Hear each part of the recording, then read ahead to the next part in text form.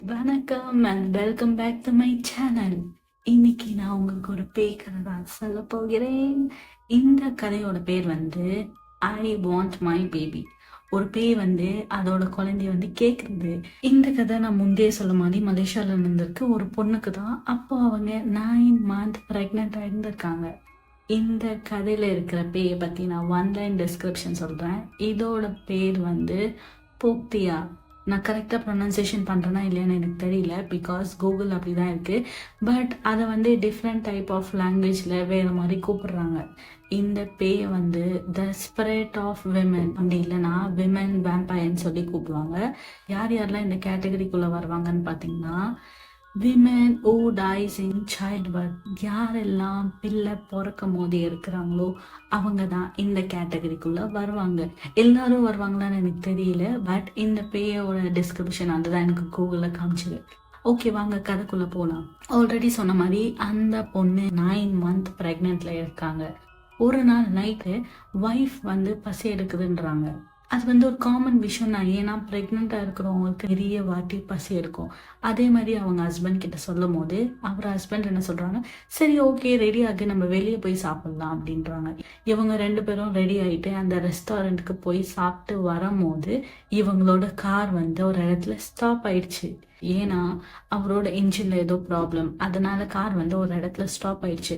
அப்போ ஹஸ்பண்ட் என்ன சொல்லியிருக்காங்க, நீ உள்ளே இரு, நான் போய் என்னன்னு சொல்லி செக் பண்ணிட்டு வரேன் அப்படின்றாங்க. அவங்க ஒய்ஃபும் உள்ள உட்காந்துட்டு இருக்காங்க. இவரும் வெளியே போயிட்டு அந்த காரோட ஃப்ரண்ட் டோர் இருக்கும் பார்த்தீங்கன்னா, எங்கே இன்ஜின் எல்லாம் இருக்கும் அங்கே ஓப்பன் பண்ணி பார்க்குறாரு. பார்த்தா இன்ஜின் வந்து ஸ்பாயில் ஆயிடுச்சு. அப்புறம் சடனாக அவர் ஃப்ரெண்டுக்கு கால் பண்ணுறாங்க. அவங்க ஃப்ரெண்டு ஒரு 10 minutesல வரேன்னு சொல்கிறாரு. ஏன்னா அவர் ஒரு மெக்கானிக். மோஸ்ட் ப்ராபப்ளி நைட் டைமில் மெக்கானிக் இருப்பாங்களா இல்லையான்னு எனக்கு தெரியல. எங்கள் ஃப்ரெண்டு கிட்ட இவர் ஃபோன் பேசிட்டு அப்புறம் அவங்க ஒய்ஃப் கிட்ட போய் சொல்கிறாங்க, நான் வந்து என் ஃப்ரெண்டுக்கு கால் பண்ணியிருக்கேன், இன்ஜின் வந்து ஸ்பாயில் ஆயிடுச்சு, நீ வந்து உள்ளே உட்காருன்னு. ஆஃப்டர் 10 minutesக்கு அப்புறம் ஒரு ஃப்ரெண்டும் வராரு. அவரும் வந்து இன்ஜின் வந்து செக் பண்ணிட்டு இருக்காங்க. கொஞ்ச நேரத்தில் அவங்க ஒய்ஃப் என்ன பண்ணுறாங்க, கார்லேருந்து வெளியே வந்துட்டாங்க. ஏன்னா ஏசியும் உள்ள ஒர்க் ஆகல, அவங்களுக்கு ரொம்ப சஃபகேட்டாக இருந்ததுனால அவங்க வெளியே வந்து நின்றுட்டு இருக்காங்க. நின்றுட்டு இருக்கும்போது சுற்றி பார்க்குறாங்க. அந்த இடம் ஃபுல்லாகவே பிச் டார்க்காக இருக்கு. ஒரு லைட் கூட கிடையாது. இருக்கிற லைட் என்னன்னு பார்த்தீங்கன்னா, இவங்க 3 பேரும் யூஸ் பண்ணுற டார்ச் லைட் மட்டும் தான் அங்கே லைட் இருக்கு, தவிர மித்த இடத்து ஃபுல்லாக பிச் டார்க்காக இருக்கு. அப்போ சடனாக அவங்க டார்ச் வச்சு இப்படி செக் பண்ணும்போது அவங்க கண்ணில் பட்ட ஒரு விஷயம் என்னன்னா, ஒரு ஃப்ளவர். அந்த ஃப்ளவரை வந்து அவங்க ஹஸ்பண்ட் கிட்ட சொல்றாங்க, எனக்கு அந்த ஃப்ளவர் வேணும்னு. அவரும் யோசிக்காம அந்த ஃப்ளவரை எடுத்து அவங்க கிட்ட கொடுத்துட்டாங்க.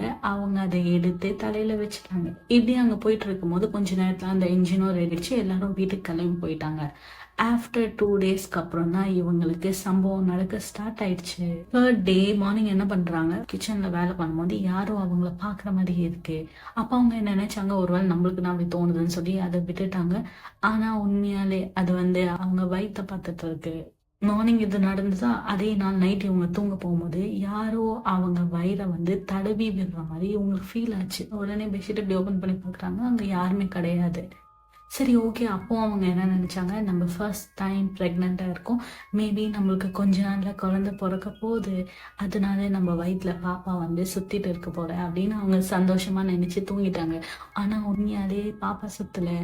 அந்த பேய் வந்து அவங்க வயிற்றை தடவிட்டு இருக்கு. ஒன் நைட் ஹஸ்பண்ட் வந்து ரெஸ்ட் ரூம் போயிட்டு வராரு. அவர் வந்ததுக்கு அப்புறம் நோட் பண்ண ஒரு விஷயம் என்னன்னா, பெட்ல ஒய்ஃப் இல்லை. அதனால அவர் ஹஸ்பண்ட் உடனே எங்க இந்த நேரத்துல அவ எங்க போயிருப்பான்னு சொல்லி எல்லா இடத்துலயும் போய் தேடிட்டு வந்திருக்காங்க. அவர் வந்து பெட்ஷீட்டை வந்து ஒரு வாட்டி நம்ம ஓபன் பண்ணி பார்க்கலாம், இப்படி ஓபன் பண்ணி பார்க்கும்போது அவங்க ஒய்ஃப் அங்கதான் தூங்கிட்டு இருக்காங்க. ஆனா அவங்க தூங்கிட்டு இருந்த ஷேப் எப்படின்னு பாத்தீங்கன்னா, ஒரு பால் மாதிரி தூங்கிட்டு இருந்தாங்க. இதை பார்த்த உடனே ஹஸ்பண்ட் ரொம்ப ஷாக் ஆயிட்டு அவருக்கு என்ன பண்றதுன்னு தெரியல, இப்படி எழுப்பலாமா வேண்டாமோன்னு தெரியல. அந்த அளவுக்கு அவர் பயந்துட்டாரு. உடனே அவர் பெட்ஷீட்டை க்ளோஸ் பண்ணிட்டு அவர் பார்த்துட்டு ஓரமா உட்காந்துட்டு இருக்காரு. ரொம்ப நேரமா உட்காந்துட்டு இருக்கும்போது அவரும் டயர்டாகி அப்படியே தூங்க ஆரம்பிச்சிட்டாரு. த நெக்ஸ்ட் டே மார்னிங் வந்து ஒய்ஃப் வந்து ஹஸ்பண்ட் எழுப்புறாங்க. ஹஸ்பண்ட் உடனே சொல்ல கிடையாது. உடனே அவர் சொன்ன விஷயம் என்னன்னா, இன்னைக்கு கொஞ்சம் வேலை இருக்கு, ஸோ நான் ஆஃபீஸ் போல நான் வெளியே போறேன்னு சொல்லிட்டு அவங்க கொடுத்த காஃபி கூட அவர் குடிக்காம அங்கேயே வச்சுட்டு ஒரு ஷர்ட் போட்டுட்டு அவரோட அம்மா வீட்டுக்கு போயிட்டாரு. நைட் இவர் என்னென்னலாம் பார்த்தாரோ அதெல்லாம் அவங்க அம்மா கிட்ட சொல்றாங்க. சொன்ன உடனே அவங்க அம்மாவுக்கு ஒரு டவுட் வந்துட்டு, என்னன்னா ஒருவேளை பொண்ணை வந்து அது பிடிச்சிருக்குமோ.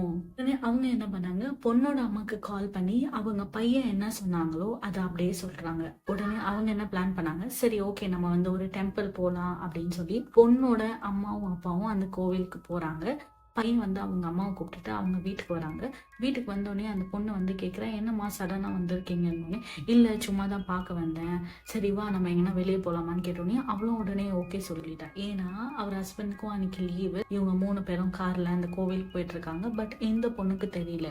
ஒரு சர்டன் டிஸ்டன்ஸ்லேயே அந்த பொண்ணு கேட்குற கேள்வி என்னன்னா, எங்கே என்னை கூப்பிட்டுட்டு போகிறீங்க, நீங்கள் போகிற இடம் எனக்கு தெரியுது, எங்கே கூப்பிட்டுட்டு போகிறீங்க அப்படின்னு கேட்குறா. இப்போ கேட்ட உடனே இவங்க 2 பேருக்கும் புரிஞ்சிருச்சு, பையனுக்கும் அவங்க அம்மாக்கும் இவ உடம்புல அது வந்துருச்சு போல, அதனால தான் இவ நம்மளுக்கு அந்த கேள்வி கேட்குறா அப்படின்னு சொல்லிட்டு உடனே அந்த காரை ஃபாஸ்ட்டாக டிரைவ் பண்ணி அந்த கோவிலுக்கு போயிட்டாங்க. என்ட்ரன்ஸ்லேயே அந்த பொண்ணோட அம்மாவும் அப்பாவும் அந்த சாமியாரும் நின்றுட்டு இருக்காங்க. பொண்ணோட அம்மா அப்பா போய் முன்னாடியே அந்த சாமியார் கிட்ட என்ன நடந்திருக்குன்னு எல்லாத்தையும் சொல்லிட்டாங்க. எல்லாரும் அந்த பொண்ணை உள்ள கூப்பிட்டுட்டு வந்துட்டாங்க. அதுக்கப்புறம் அந்த சாமியார் வந்து சில ரிச்சுவல்ஸ்லாம் பண்ணி அந்த பொண்ணோட உடம்புக்குள்ள இருக்கிற பேயை வர வச்சாங்க. அப்போ அந்த பேய் என்ன சொல்றதுன்னா, இந்த பொண்ணு என்னோட குழந்தைய வச்சிருக்கா, அதை கொடுக்க சொல்லுங்க சொல்றா.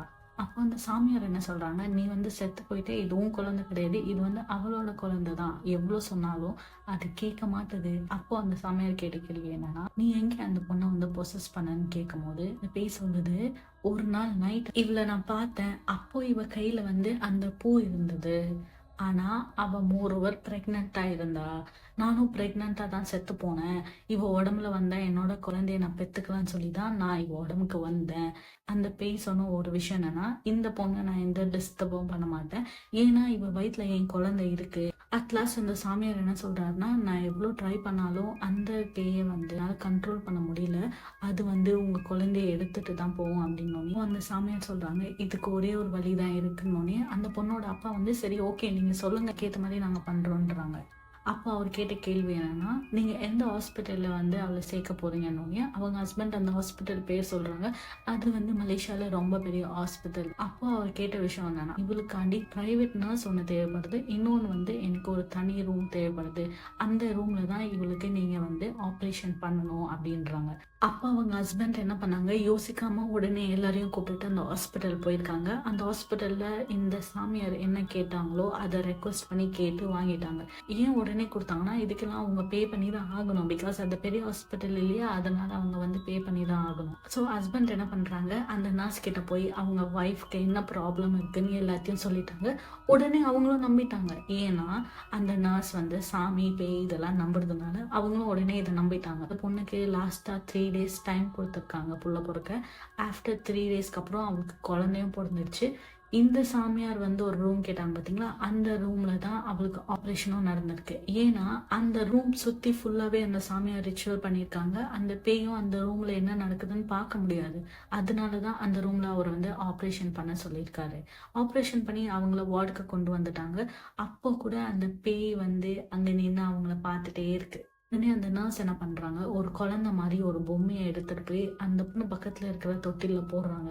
உடனே அதை பார்த்த உடனே அந்த பேய் வந்து அவ்வளோ சந்தோஷமாயிடுச்சு. அது அப்படி சிரிக்குதான் அந்த குழந்தைய பார்த்து, சாரி அந்த பொம்மையை பார்த்து. அந்த பேயோட கண்ணுக்கு ஏன் அது தெரியும்னா, அவங்க அதோட இமேஜினேஷன் வேர்ல்டுக்கு அது வந்து ஒரு குழந்தை தான், அதனால அதுக்கு வந்து அந்த பொம்மை தெரியல. உடனே அவர் என்ன பண்ணியிருக்காரு, அந்த டைம் திரும்பியும் அந்த பொண்ணோட உடம்புக்கு அந்த பேயை வர வச்சிருக்காங்க. அவர் கேட்ட கேள்வி என்னன்னா, இப்போ உன் குழந்தை பிறந்துச்சு, இதை நான் உனக்கு எப்படி கொடுக்குறது அப்படின்னு கேட்டோன்னே அந்த பேய் என்ன சொல்லியிருக்குன்னா, என்னை வந்து இந்த சுடுகாட்டில் தான் புதைச்சிருக்காங்க, என்ன புதைச்ச இடத்துல இந்த குழந்தைய உயிரோட வச்சு புதைங்க அப்படின்னு சொல்லியிருக்கு. பட் எனக்கு 3 days டைம் வேணும், அப்போதான் என்னால் வந்து இந்த ரிச்சுவல் பண்ண முடியும்னு அந்த பேய் கிட்ட சொல்லியிருக்காரு. அதுவும் ஒன்றுமே சொல்ல கிடையாது. உடனே அந்த பொண்ணோட உடம்பை விட்டு போயிடுச்சு. அந்த 3 daysமே அந்த பொண்ணு வந்து பொம்மையை உண்மையான குழந்தை மாதிரி பொம்மை கிட்ட பேசிட்டு இருப்பா. ஆஃப்டர் 3 daysக்கு அப்புறம் அந்த பொம்மையை அந்த பொண்ணு சொன்ன சுடுகாட்டில் எடுத்துகிட்டு போய் அவளோட இடத்துல தோண்டி அந்த பொம்மையை புதைச்சிருக்காங்க. அதுக்கப்புறம் உடனே அந்த ஆவி வந்து அந்த பொண்ணோட அம்மா உடம்புல வந்து இவங்களுக்கெல்லாம் தேங்க்ஸ் சொல்லியிருக்கு. இதுக்கப்புறம் நான் வந்து அந்த பொண்ணை டிஸ்டர்ப் பண்ண மாட்டேன் அப்படின்னு சொல்லிட்டு அந்த பேய் வந்துட்டு போயிடுச்சு. உடனே இவங்க எல்லாரும் ஹாஸ்பிட்டலுக்கு வராங்க. ஹாஸ்பிட்டலில் வந்து அந்த பொண்ணுக்கிட்ட எல்லா நடந்த விஷயமும் சொல்லிட்டு இருக்காங்க. ஸோ அப்போ உங்களுக்கெல்லாம் ஒரு டவுட் இருக்கும், என்னன்னா அப்போ உண்மையான குழந்தை இத்தனை நாள் எங்கே இருந்ததுன்னு பார்த்தீங்கன்னா, அந்த சாமியார் வந்து ஒரு ரூம் கேட்டாங்க பார்த்தீங்களா, அந்த ரூமில் அந்த பேயால் எதுவுமே பார்க்க முடியாது, ஏன்னா சுற்றி ரிச்சுவல் பண்ணியிருக்காங்க. அங்கே தான் அந்த குழந்தை இருந்தது. அதுக்கப்புறம் இவங்களை டிஸ்சார்ஜ் பண்ணிட்டு இப்போ அந்த குழந்தை வந்து ரொம்ப பெருசாக வளர்ந்துருக்கு. இந்த பேய் வந்து அவங்கள இன்னும் டிஸ்டர்ப் பண்ணவே கிடையாது, ஏன்னா சொல்லிட்டு போயிடுச்சு, என் குழந்தைய கொடுத்ததுக்கு தேங்க்ஸ், இனிமேட் நான் டிஸ்டர்ப் பண்ண மாட்டேன் அப்படின்னு சொல்லிட்டு போயிடுச்சு. இப்போ அந்த ஃபேமிலியும் ஹாப்பியாக தான் இருக்கிறாங்க. அவ்வளோதான் இன்னியோட கதை. இந்த கதை எப்படி இருந்ததுன்னு நீங்கள் என்னோட கமெண்ட் செக்ஷனில் சொல்லுங்கள். பிடிச்சா லைக், பிடிக்கலனா டிஸ்லைக் பண்ணுங்கள்.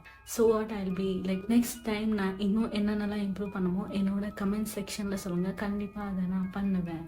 ஸோ அவ்வளோதான். see you until my next story. Bye.